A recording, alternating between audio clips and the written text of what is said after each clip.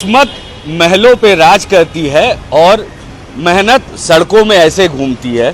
किस्मत से आपने पढ़ाई लिखाई नहीं की होगी, लेकिन हो सकता है कि आपके पास करोड़ों की दौलत हो और किस्मत से आपके पास बहुत कुछ हो, लेकिन मेहनत बीएससी करने के बाद में और नौकरी करते हुए भी इस शख्स को ये करना पड़ रहा है। अब से कुछ दिन पहले लॉकडाउन के वक्त कोविड महामारी में अरमान वासी है जिन्हें कोई काम ना मिलने की वजह से ये कचरा रिसाइकलिंग करना पड़ रहा है या फिर एक जगह से दूसरा जगह भेजना पड़ रहा है। आपको बताया कि अरमान जो है ये खुद भी बीएससी ग्रेजुएट है और एक मल्टीनेशनल कंपनी में नौकरी करते थे, लेकिन नौकरी चल जाने के बाद इन्होंने गलत काम या चोरी चकारी नहीं पकड़ के इन्होंने कचरा ढोना कबूल किया, लेकिन गलत काम नहीं किया। आइए आपको मिलवाते हैं अरमान से और क्या उनकी कहानी ये जानने की कोशिश करते हैं। साथ में आपसे ये भी गुजारिश करेंगे, अगर आपके समझ में कोई काम आता है जो अरमान को शायद कहीं ना कहीं इनके लाइफ को बेहतर बना सके तो ज़रूर बताइएगा।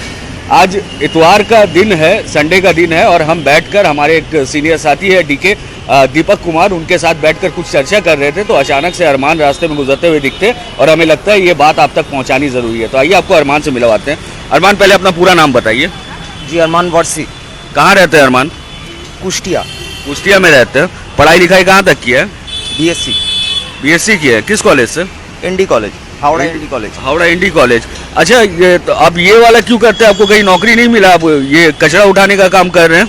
नहीं, नौकरी था मेरा बजाज आलियन में, कॉमर्शियल एग्जीक्यूटिव था मैं, लेकिन लॉकडाउन पीरियड में हम लोग के जो टीम था 8 आदमी को बिठा दिया गया था। बोला था कि आफ्टर लॉकडाउन फिर सबको बुला लिया जाएगा, लेकिन बाद में ऐसा कुछ हुआ नहीं। तो अभी सब जगह अप्लाई करता रहता हूँ और एक कंप्यूटर कोर्स भी कर रहा हूँ। देखते हैं आगे क्या होता है। अच्छा, आपकी फैमिली है? नहीं, मम्मी का डेथ तो मैं जब छोटा था, 3 साल का था तभी हो गया था, और पापा का इंतकाल हुआ 2007 को। शादी नहीं किया आपने? नहीं। अभी जहाँ रहते हो वहाँ अकेले रहते हैं? जी, घर पूरा जल गया है। मैं अभी यहाँ पे रहता हूँ, मैं जिस दुकान में काम करता हूँ वहीं पे रहता हूँ। अच्छा, एक चीज़ बताइएगा कि लोग आजकल स्कैमिंग और चोरी चकारी का रास्ता इख्तियार करते हैं। आप भी पढ़े लिखे हैं तो आपको भी वैसा कुछ नहीं लगा? आपने ये काम क्यों लिया? नहीं, उसमें तो कोई फ्यूचर नहीं है ना, उसमें फ्यूचर एक ही है, जेल के अंदर। अच्छा, तो मुझे अपना फ्यूचर बिल्डअप करना है, तो इसके लिए चोरी चकारी सही रास्ता नहीं है।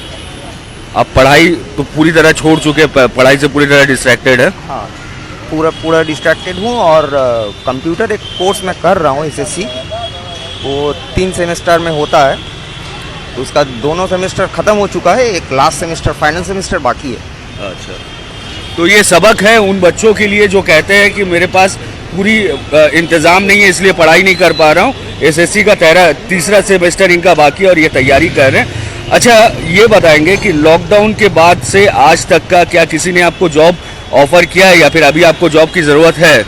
जॉब की तो ज़रूरत है, लेकिन इस पीरियड में मुझे कोई भी जॉब ऑफर किया नहीं है। एक कंपनी ने बोला था कि अपना रेज्यूम भेजो, हम कुछ होगा तो हम बताएंगे। तो रेज्यूम मैंने इंस्टॉल किया है, अपलोड कर दिया था उनके वेबसाइट पे, लेकिन आज तक कोई खबर नहीं आया। आप कितनी जगह जॉब अप्लाई कर चुके हैं या फिर हमेशा भी करते रहते हैं जॉब अप्लाई? अनगिनत है।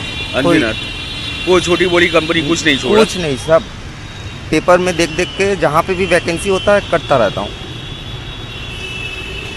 बहुत बड़ी नसीहत है अरमान को, देखिए आपके लिए बहुत बड़ी नसीहत है। इनकी हालत देख लीजिए, इनके कपड़े देख लीजिए, पढ़े लिखे हैं, नौकरी की तलाश अभी तक है, अभी भी इनको नौकरी की तलाश है। और अगर आप में से कोई इन्हें अगर नौकरी दे सकता है या इनका साथ दे सकता है, इतना पढ़ा लिखा शख्स कम से कम ये काम करने लायक तो नहीं है, ये हम समझ सकते हैं। हालांकि कोई भी काम छोटा नहीं होता है, मैं बार बार ये आपसे कहना चाहूँगा कि कोई भी काम छोटा नहीं होता है, लेकिन इनके काबिलियत के मुताबिक इनको काम मिलना ज़रूरी है। कपड़े हैं आपके पास? जी, कपड़ा है, सब कुछ है। हाँ, सब कुछ है ना। और अभी उम्मीद क्या है, क्या होना चाहिए आपके पास? अभी बस फिलहाल एक ही उम्मीद है कि एक अच्छा नौकरी मिल जाए, फिर आगे जो करना है हम खुद कर लेंगे। शादी वादी कीजिएगा कि नहीं? अभी नहीं, पहले खुद को स्टैब्लिश करना है फिर। अच्छा, आपका तो एज ही नहीं पूछा, एज कितना है आपका? मेरा 34। 34 एज है, तो खुद को इस्टेब्लिश कर ले, उसके बाद शादी करेंगे। बहुत स्ट्रॉन्ग बात है, ये अरमान है, देख लीजिए। और उम्मीद है कि आने वाले दिन में अरमान को बहुत जल्दी इनके मुताबिक काम मिल जाएगा। अच्छा, एक बात तो इनसे पूछा नहीं कि आप सैलरी क्या एक्सपेक्ट कर रहे हैं? मेरा ऐसे कोई एक्सपेक्टेशन है नहीं, क्योंकि मेरा ऐसा कोई नशा भी नहीं है, मेरा खर्चा भी बहुत कम है। अच्छा, उस हिसाब से 10,000 तक हो जाएगा। 10,000 तक हो जाएगा। अभी कितना कमा लेते होंगे दिन में? Near about 500। दिन में 500 कमा लेते हैं। कम इधर उधर होता है, एवरेज। अच्छा, अपने काम के बारे में अभी बताएं, अभी जो काम करते हैं वो कैसे करते हैं, क्या करते हैं, वो ज़रूर बताएं। ये कचरा चुनने वाला काम है, टॉप टू टॉप जाना पड़ता है, जाके कचरों में से जो जो चीज़ बिकने वाला है वो सब चीज़ उठाना पड़ता है, फिर दुकान में आके बेचना पड़ता है। बहुत लोग बहुत तरह के काम करते हैं। कोई चोरी चकारी करता है, किसी को इंटरनेट और मोबाइल चलाना आता है, लिखना पढ़ना आता है, तो वो स्कैमिंग में उतर जाता है, जिसे हम अभी आम बोलचाल में कॉल सेंटर बोलते हैं। आपको कभी ये ख्याल नहीं आया कि आप भी अगर चोरी चकारी करें तो आपकी ज़िंदगी बेहतर हो जाएगी? चोरी चकारी से ज़िंदगी बेहतर नहीं और भी बदतर हो जाता है। ये बड़ा सबक है उन लोगों के लिए जो ऐसा काम करते हैं, सोचते हैं कि उनकी दुनिया और आखिरत दोनों बन जाएगी। तो एक बार अरमान को देखें, उनकी हालात को देखें और अपने हालात को देखें, और शर्म नहीं आती है तो एक बार और इस वीडियो को देखें और आईने के सामने खड़े होकर ये सोचे कि आप क्या कर रहे हैं और अरमान क्या कर रहे हैं। शायद ज़्यादातर लोगों से ज़्यादा पढ़े लिखे हैं अरमान फिर भी कचड़े से सामान ढूंढते हैं, सारा दिन घूमते हैं और दिन भर में 500 रुपये कमाते हैं। शान से कहते हैं चोरी चकारी नहीं कर रहा हूँ, ईमानदारी से कमा रहा हूँ और इसका खा रहा हूँ। जब तक इन अरमान को नौकरी नहीं मिलता वो यही काम करते रहेंगे, लेकिन चोरी चकारी, स्कैमिंग और कॉल सेंटर नहीं करेंगे। हमारी तरफ से सलाम है अरमान को। बहुत खुशी हुई ऐसी जान के कि आज भी ये 34 वर्षीय है, ऐसे जवान नौजवान हैं जो इस ऐसे सोच रखते हैं। इनसे इंस्पिरेशन लेना चाहिए लोगों को समझना चाहिए कि हमेशा इजी मनी ही रास्ता नहीं होता है। मेहनत करके अपना फाउंडेशन स्ट्रांग करें, जो अरमान ने हमें पहले ही बताया था, वो ज़्यादा बेहतर होता है। फिलहाल के लिए जाते जाते अरमान से एक बार कहेंगे कि आप रिक्वेस्ट करें हमारे व्यूअर से कि अगर कोई आपका काम लगवा सकता है, कोई किसी तरह से आपसे मदद कर सकता है, तो आप क्या कहना चाहेंगे लोगों को? जी हाँ, बिल्कुल। अगर कोई भी काम के थ्रू, काम के बारे में अगर कोई भी मदद कर सकता है तो मेरे लिए बहुत बड़ी मेहरबानी होगी। दीपक जी है हमारे साथ में, जिन्होंने हमें इनके बारे में बताया। आइए उनसे भी मिलवाते हैं, जाने माने चेहरे हैं। दीपक जी, क्या हुआ था मामला, क्यों बताया? मैं कुछ दिन पहले इसको देखने के बाद मैंने इनसे पूछा, तो एक दिन देख रहा कि पेपर पढ़ रहा, तो मैंने पूछा कि तो आप कितने पढ़े लिखे हो? तो उन्होंने कहा मैं BSc किया होगा। तो बोला इस काम किस लिए कर रहे हो? तो बोले कोई नौकरी नहीं मिल रहा, बल्कि इसलिए मैंने यही चुना।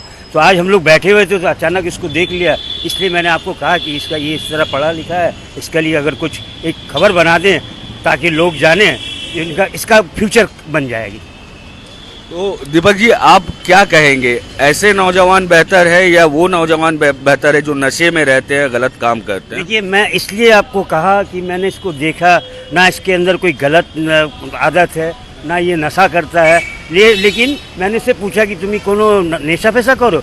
बोले नहीं भैया, मैं नशा नहीं करता हूँ। बोले तुम्हारा रोज़ का खर्चा कितना है? बोलते हम तो कोई नशा नहीं, हमारा 200-300 रुपये खाने का खर्चा, बाकी हम ऐसे कमा लेते हैं। तो मैंने कहा वाह, वेरी गुड, अच्छा बात है। तुम तो ये जो बोला ना, मेरा दिल फट गया कि तुम इतना पढ़े लिखे हो कि तुम इस तरह काम कर रहे हो। तो मेरे को बहुत दुख भी हुआ और गर्व भी हुआ कि आप आइए देखिए, इस तरह जिस तरह ये काम कर रहा है, आप चोरी चारी ना करके इस तरह इसको हिम्मत दीजिए।